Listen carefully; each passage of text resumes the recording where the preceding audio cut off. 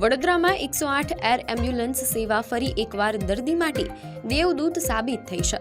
ગંભીર તબીબી સ્થિતિમાં સમયની કિંમત સૌથી વધુ હોય છે અને આ જ સમય સૂચકતા સાથે વડોદરાથી મુંબઈ સુધીનું એક જટિલ એરલિફ્ટ ઓપરેશન સફળતાપૂર્વક પાર પાડવામાં આવ્યું છે.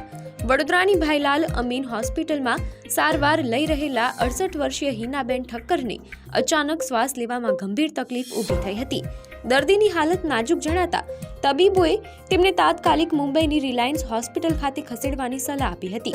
સડક માર્ગે મુંબઈ પહોંચવામાં લાગતો સમય જોખમી હોઈ શકે તેમ હતો, તેથી 108 એર એમ્બ્યુલન્સની મદદ લેવામાં આવી હતી.